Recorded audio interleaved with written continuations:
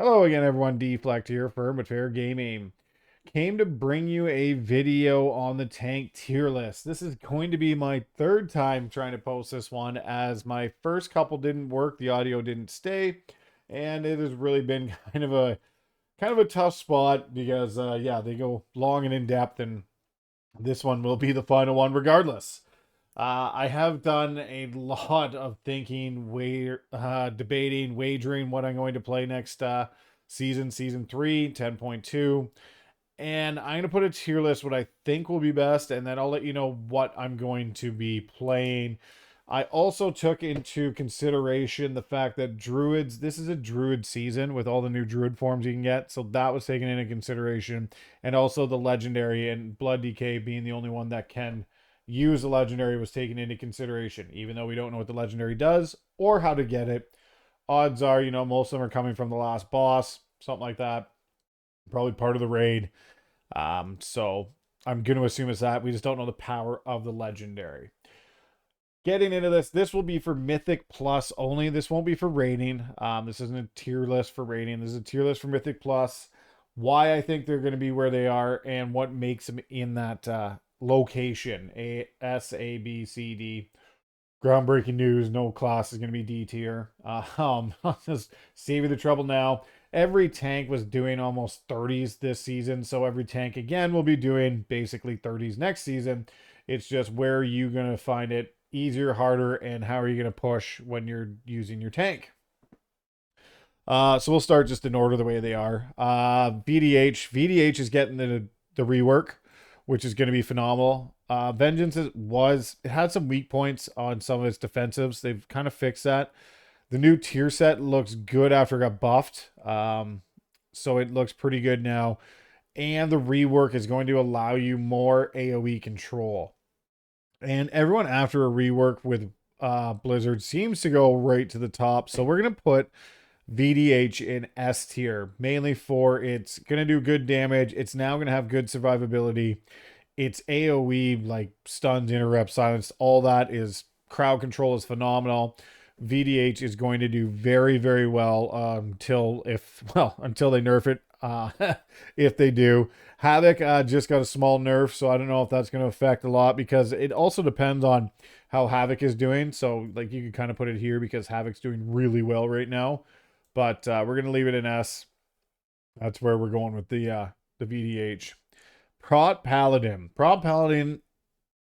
The gameplay sucks. To be honest, it fucking sucks that you have to stand in consecration or you die. It's a bad gameplay, I think. A lot of other people think that too. It's, when you have to move and you're stacking consecration, you're trying to get the buff and you have to move and redrop and you lose. It's kind of a pain in the ass is what it is, but it is how they designed this tier set. It's not Blood DK. Like everyone uses the comparison of Blood DK and you're standing in D&D. It's not the same. Like this is all defensive. Blood DK is mainly offensive for that. But consecration has to be down pretty much 100% of the time when you're tanking mobs where you're tanking them.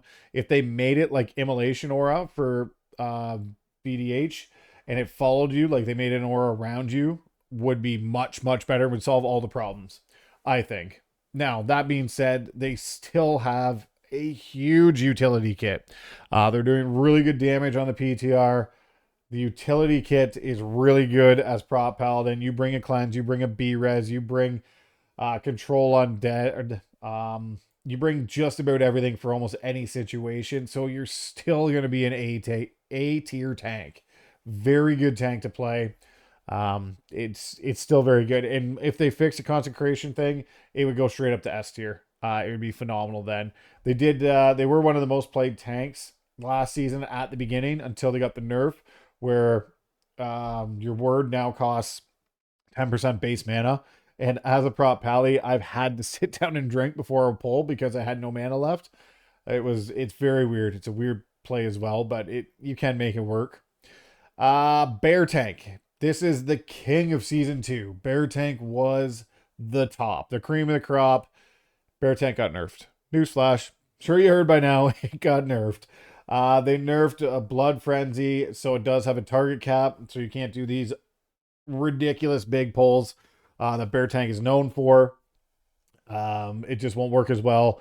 And they also, the tier set was complete dog shit, absolute dog shit. They did buff it a bit though, so it has gone up. It's not. It would have been down in C or D, but it's not anymore. It is a with the buffs. It's up to B. That and it's a druid season right now with all the forms you can get. So, playing druid tank, it'll do just fine in 20s and above 20s. I don't know how easily you'll be able to do like plus 30s, but you'll do very well in some high keys. That's for sure. Prot Warrior and Druid also brings a whole bunch of things. They bring Vortex, they bring Typhoon, they bring Cleanse, they bring a B-Res. Like it's a very good tank for utility as well. Prot Warrior. Prot Warrior is it's not bad. I don't know. It's just it just lacks something. It's not bad. I can leave it at that. It just they did some buffs to it. It's okay. I don't know what else they bring a bit of utility. They bring shout and intervene, and they bring stuns and all that fun stuff. But it's I don't know. It's just okay. It doesn't do the most amount of damage. It doesn't do the most amount of healing. It doesn't bring a B res. It doesn't bring a cleanse. Like there's things it's missing to make it much better. It does some things very well. Like it's got like great shield wall and items like that. But to me, I want it. It's a tough call. It's a. I would put it. I'm gonna put it in B. Do I put it ahead or?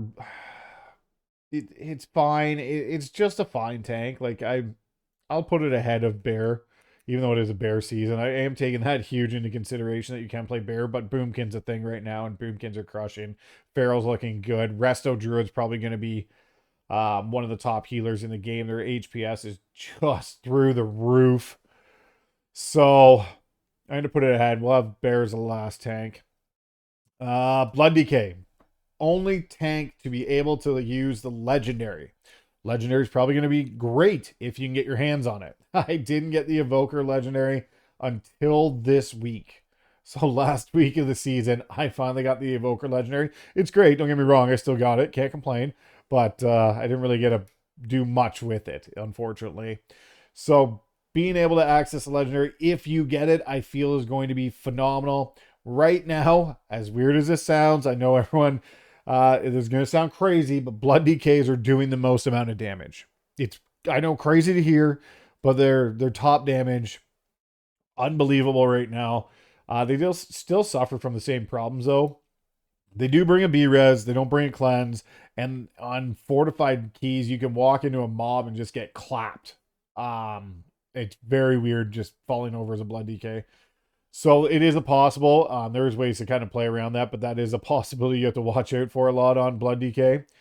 That being said, Legendary, top damage, obviously top healing. That's the way your class works. It's not really a fair comparison to anyone else, so that really doesn't matter. But you bring grips, you bring AoE, stun or silence, you bring another silence with your other grip asphyxiate, and then if you switch classes you could also do some other ones, but it is with the damage and the Lego and the fact they're really good and they always scale well at the end of the expansions, then they're going S tier. They're going S tier. I will leave it behind VDH because everyone who gets a rework does phenomenal, but I would put it tied. If we could put them stacking, they would be stacking tied with VDH.